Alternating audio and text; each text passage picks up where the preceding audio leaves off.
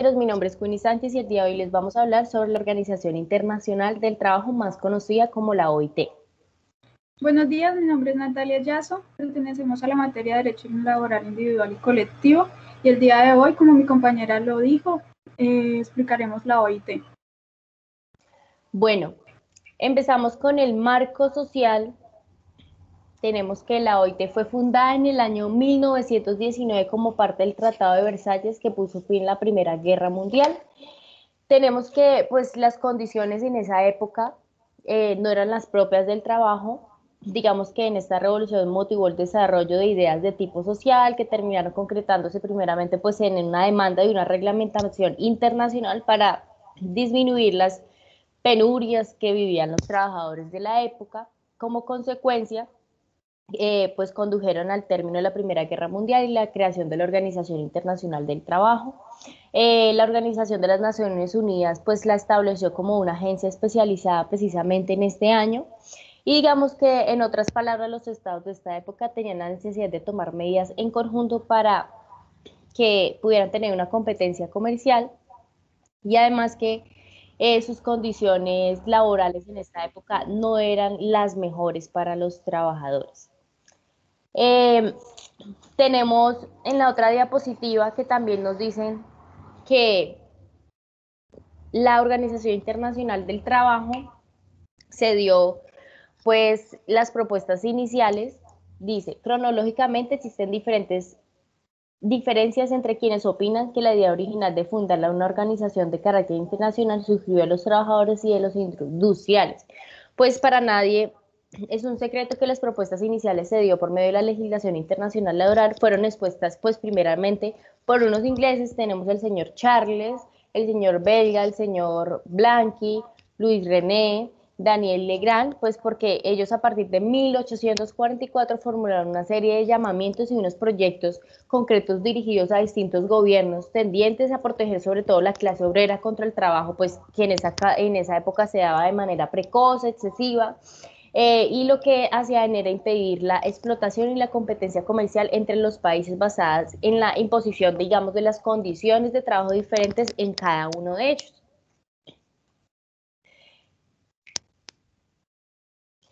Tenemos que este órgano pues fue tomado por la ONU en ese año como un órgano especializado. Hoy posee 187 países miembros, recibió Premio Nobel de Paz en 1969, que fue en la misma época que las Naciones Unidas lo reconocieron. La autoridad mundial es autoridad mundial en materia de trabajo y tiene sede en Ginebra y posee 40 oficinas en todo el mundo. La organización celebra cada mes de junio su Conferencia Internacional del Trabajo, que ahí es donde debaten y adoptan normas de trabajo. ¿Qué es la OIT? Pues según uno de los juristas dice que actualmente la OIT es un organismo intergubernamental del derecho internacional público que opera como agencia especializada del Consejo Económico y Social de las Naciones Unidas. Cuenta pues actualmente con 187, en esa época cuando crearon el concepto estos juristas, con estos estados miembros, y sobre todo tiene una estructura tripartita que es algo muy importante que tiene la OIT, y vamos a ver pues más adelante. La estructura orgánica de la OIT tiene tres órganos principales que vamos a hablar de ellos, que son muy importantes. Primero está la Conferencia General, segundo el Consejo de Administración y tercero está la Oficina de Trabajo. Dentro de la Conferencia Internacional tenemos que pues se reúne generalmente cada vez al año, se compone con 4 delegados correspondientes a cada uno que es miembro, 2 gubernamentales del delegado de los empresarios y uno de los trabajadores. La conferencia tiene como misión pues fundamental establecer las normas sectoriales.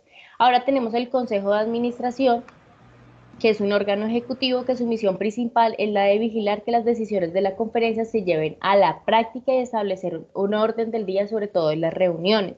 Está compuesto por 28, pues la estructura tripartita está compuesta por 56 miembros, 28 de los representantes de gobierno, 14 de los empresarios y 14 de los trabajadores. Tenemos también la Oficina Internacional del Trabajo, que pues digamos que es una secretaría permanente de la organización, que su superior jerárquico es el director general, nombrado por el Consejo de Administración. Y como su organización es tan complejo, digamos que no tiene un carácter rígido, sino que está adaptada constantemente a las nuevas exigencias. Pero también dentro de este mapa que nosotros estamos viendo tenemos y nos muestra la Corte Internacional de Justicia. ¿Qué pasa? Eh, Cuando los órganos de tipo internacional generalmente pueden tener tres modelos de órgano judicial. Primero puede ser el Tribunal de Derechos Humanos, segundo la Corte Internacional de Justicia y tercero el Tribunal. Pero entonces la OIT dice que quien le compete es la Corte Internacional de Justicia en los artículos 29, 30 y 31 de la Constitución de la OIT, y esta es la encargada. Y esto también no lo nombra, pues en el estado del arte se encuentran académicos que dicen que siempre constituye un cuarto órgano, que es del que estamos hablando, que es la Corte Internacional de Justicia. Por consiguiente, trataremos ahora el tema del tripartismo. Es muy importante porque los objetivos nombran que es un mecanismo esencial para la toma de decisiones. En esto se toman decisiones de forma democrática, lo que conlleva propiciar el bien común. Promueve y potencia el diálogo social y la colaboración. El tripartismo, o la distribución del poder entre los gobiernos, los empleadores y los trabajadores, ha constituido toda esa base de representación en la Conferencia Internacional del Trabajo y en el Consejo de Administración, que es el que nombran en la estructura que acabamos de decir mi compañera, que es donde existe la OIT. De ahí se desliga. El tripartismo respecto de las normas de la OIT también es importante en el plano nacional. Colombia pues es un delegado y los gobiernos pueden garantizar las normas de la OIT. El diálogo social comprende la puesta en común a toda información pertinente a la celebración, cumplimiento de las consultas, negociaciones y todo el interés común relativo a las políticas, pueden ser económicas, pueden ser sociales. En la siguiente diapositiva estarían las medidas de acción, que son las actuaciones normativas que están desarrolladas a través de tres mecanismos, o sea, los convenios, las recomendaciones y las resoluciones. Vamos a enfocarnos en las normas en este momento, en la otra diapositiva. Entonces, los convenios de la OIT son instrumentos de carácter internacional. ¿Qué significa esto? Es decir, que están ratificados por los Estados miembros. Todos los Estados miembros tiene valor de tratados multilaterales, la finalidad de los cuales es conseguir el establecimiento. El convenio es la norma de más rango adoptada por la OIT y para su aprobación se requiere una mayoría de 2/3 de votos emitidos por los delegados presentes. Las recomendaciones son nombradas de jerarquía inferior, como en una escala, digamos que son documentos de asesoramiento o consejo dirigidos a los gobiernos de los Estados miembros para que consideren la posibilidad. Estas recomendaciones desarrollan, complementan o perfeccionan las normas que contienen los mismos convenios. Pero entonces, si están tan afianzadas, ¿en qué se diferencian? O sea, ¿cuál es la diferencia básica? Pues que las recomendaciones no están presentadas a los estados para su ratificación, sino que lo que el examen y posterior ejecución por los estados son pertinentes. Por último, las resoluciones son instrumentos que se refieren básicamente a los órganos internos de la OIT, que se pueden convertir en puntos de orden del día, en una conferencia o con un amplio enlace. Para tocar el tema de los antecedentes en la siguiente diapositiva, que sería estos fueron unas decisiones que se tomaron en 1969 a 1989, que fue la cooperación técnica máxima. Después de la iniciación del Programa Mundial del Empleo, la cooperación técnica alcanzó su nivel máximo entre estos años. Abarcó temas de formación y reducción de pobreza, en creación de empleos, el sector no estructurado y la mujer no desarrollada. Esta actividad de cooperación técnica se basaba en nuevas normas de investigación económica y social. En sí pudo mejorar muchas cosas que en el momento no se podían evaluar. tenemos también los mecanismos de cumplimiento que tenemos los dos artículos, el artículo 24 y el artículo 26. El 24 pues contiene lo referente al mecanismo de la reclamación, que consiste en una denuncia interpuesta por una organización profesional de empleadores o trabajadores en la que se alegue cualquiera de los miembros no adoptando medidas. En este sentido, pues el mecanismo es el mecanismo que revisa pues situaciones no propiamente de hecho, que sí lo hace el artículo 26, sino que se trata del control adecuado de la normativa para que lo tengamos en cuenta. Y el 26 pues ocupa el referente al mecanismo de queja, que sí se encarga referente a todo lo que es de hecho, o sea, de facto, que demuestran el incumplimiento de las obligaciones tendientes a la aplicación del convenio ratificado, digamos, de un país miembro. Tanto la reclamación como la queja pues son interpuestas primero en la Oficina Internacional del Trabajo y como regla general son resueltas por el Consejo de Administración mediante el comité o comisión. Tenemos la misión de la OIT, pues primero está promover y cumplir las normas y los principios y los derechos fundamentales del trabajo. Segundo, crear mayores oportunidades para que las mujeres y hombres puedan tener empleos e ingresos dignos. Tercero, mejorar la cobertura y la eficacia de una seguridad social para todos. Y cuarto, fortalecer el tripartismo en el diálogo social. Tenemos que cada año millones de personas se incorporan en el mercado laboral, pero carecen de competencias laborales que piden las empresas. Entonces, ahí es donde entra la OIT. ¿Y cómo la OIT responde a este desafío? Pues mediante el desarrollo de un enfoque de educación y la educación llamada USTED, que se pueden aplicar en cualquier país sin importar el desarrollo, sin importar que estemos hablando de Venezuela, sin importar que estemos hablando de Estados Unidos, sin importar que estemos hablando de Colombia, a todos se le puede aplicar. Las cifras, tenemos alrededor de 200 millones de personas que necesitan trabajo y millones más tienen, pero viven en pobreza, que es importante. Y cientos de millones carecen de derechos laborales básicos para gozar de una vida laboral saludable y segura. Bueno, tenemos el bloque constitucional, que se refiere a aquellas normas y principios que, sin aparecer formalmente en el artículo del texto constitucional, son utilizados como parámetros de control. Entonces tenemos que pues los convenios debidamente ratificados prevalecen en el orden interno y su contenido en cuanto a los derechos fundamentales pues es aplicable.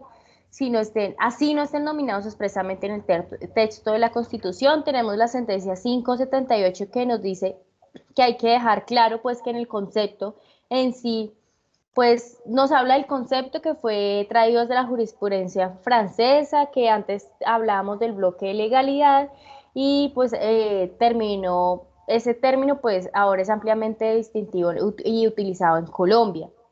También tenemos la sentencia C067 del 2003, en donde cualquier texto normativo que se encuentre dentro del llamado bloque de constitucionalidad ostenta de jerarquía constitucional por estar situada en la altura de las normas del texto de la Carta y formar un conjunto de normas. Y además también tenemos en el artículo 93 de la Constitución Política de Colombia que los tratados y convenios internacionales ratificados por el Congreso reconocen los derechos humanos y que prohíben su limitación en los estados de excepción, pues prevalecen en el orden interno, y pues los derechos y deberes consagrados en esta carta se interpretan de conformidad con los tratados, que son más adelante las sentencias a las que nos vamos a referir.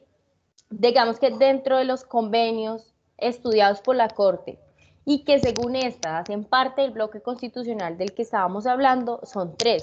Está el convenio 169 sobre los pueblos indígenas y tribales. Segundo, el convenio 87 sobre la libertad sindical. Tercero, el convenio 98 sobre la aplicación de los principios de los derechos sindicalización colectiva. Y tenemos la sentencia 568 de 1999, que nos da y nos lleva a analizar el alcance obligatorio de las decisiones del Consejo de la Administración con respecto al Estado colombiano. Digamos que en la Corte Constitucional encuentra que las decisiones del Comité de Libertad Sindical de la OIT adoptados en el Consejo de Administración no pueden ser ignoradas por el Estado, que es supremamente importante, que no se puede olvidar. La Corte Constitucional también analiza la sentencia pues T979 del 2004, que según estas las recomendaciones del Comité de la Libertad Sindical de la OIT, no tienen carácter vinculante para los Estados miembros de la Organización Internacional del Trabajo. También tenemos pues que los principales compromisos que ha tenido Colombia con la OIT, tenemos entre convenios están 61 ratificados, en este momento 54 tenemos en vigor.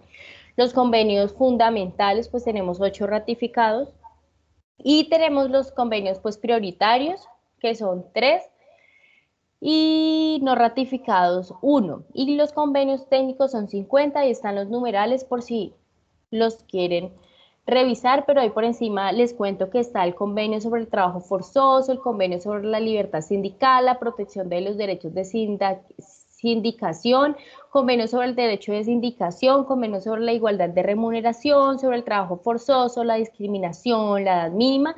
Mejor dicho, son todos los temas que nosotros vamos a ver en el transcurso del curso que tenemos que exponer. La OIT en Colombia.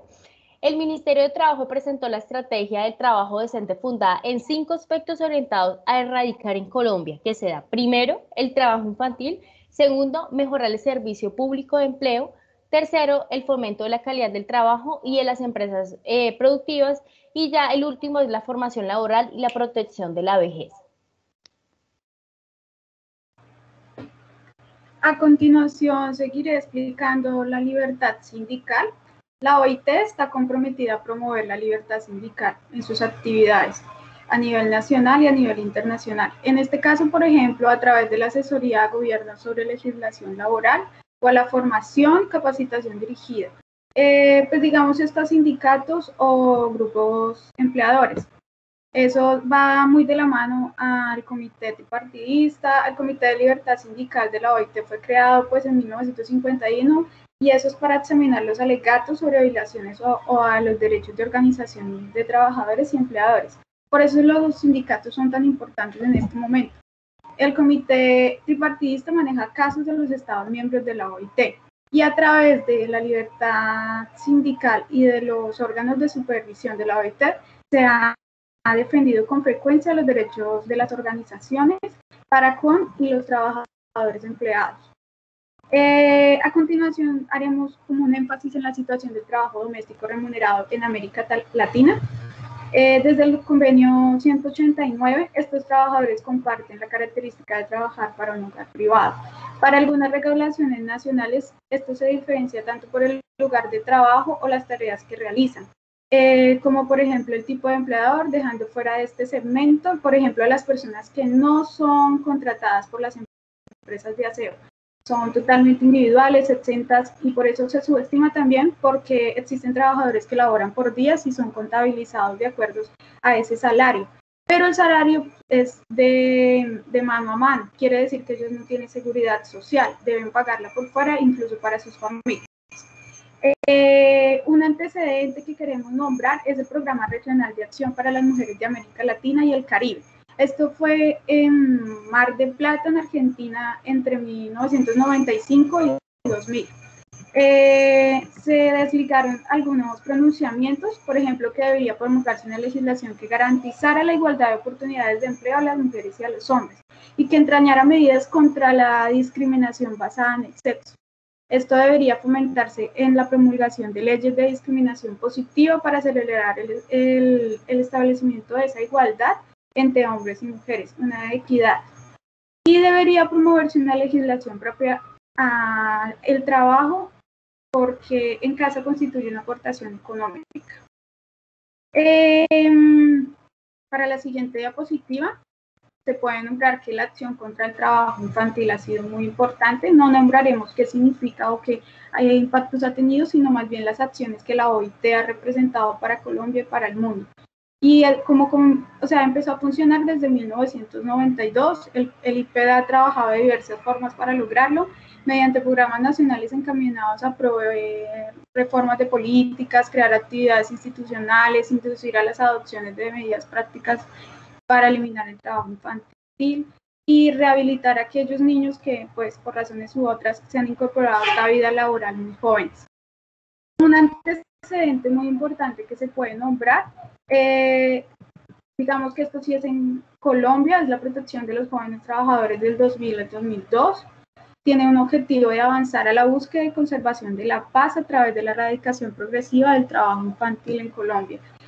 Hay una prioridad que se llama peores formas, una manera de nombrar que mediante este desarrollo de programas se modifican las causas de vinculación del trabajo infantil de esa subsistencia nacional, a través de 3 principios que se desarrollan a través de programas de transformación de patrones culturales, diseño y puesta en marcha de los mecanismos necesarios para garantizar esa seguridad, ese desarrollo más preciso y esa educación, y promover la actualización y el desarrollo de la legislación nacional en materia del trabajo infantil, es decir, inspecciones, garantías de aplicación, vigilancias y sanciones a quienes cometan un error con sus hijos. Ahora hablaremos de una sanción que fue muy famosa, la siguiente diapositiva, que fue una revelación que se hizo en Bogotá. En este momento el presidente era Álvaro Uribe, y se argumentó que la solicitud se comentó en que no ha cesado la violencia contra el movimiento sindical colombiano, que es lo que está sucediendo ahora. En ese tiempo estaba provocado a los congresistas demócratas de Estados Unidos, quienes estaban ayudando con la guerra, y para negar su apoyo al Tratado Libre del Comercio con Colombia. Lo negaron rotundamente en ese año. Por eso la Fiscalía General de la Nación fue tan contundente con los resultados, y Álvaro Uribe fue a Washington para reunirse y dar unos esclarecimientos y resultados por las muertes. Pero la consigna era lograr una comisión de encuesta, es decir, que la máxima sanción de la OIT era moral, el organismo no aplicaba sanciones económicas. A continuación seguiré con la gestión basada en resultados. La primera es planificación estratégica, un documento de planificación a mediano plazo que resulta a la asistencia de la OIT, a los mandatos y los constituyentes de la plataforma coherente. La programación a nivel global de la OIT fue un presupuesto a la coherencia internacional del trabajo, donde debía cesar el adoptamiento de la votación y ese periodo de recursos de la OIT. La programación a nivel en el país, en Colombia, se hacía a través del marco de cooperación de Naciones Unidas para el Desarrollo Sostenible, porque nosotros estamos en un programa de contribuciones de la OIT, donde refuerzan ampliamente las Naciones Unidas con la Agenda del 2030.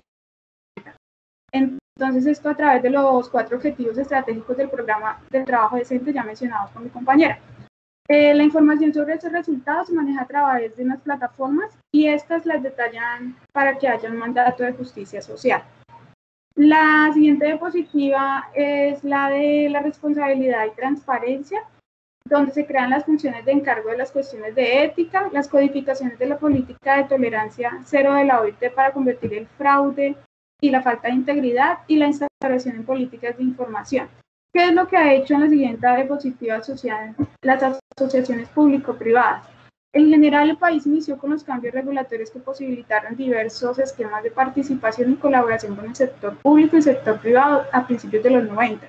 Y las APP, incluidas las normas de principios y derechos fundamentales en el trabajo, colaboraron para eliminar y fragmentar el trabajo infantil, trabajo forzoso, la discriminación en el trabajo y apoyar a la negociación colectiva y libertad sindical.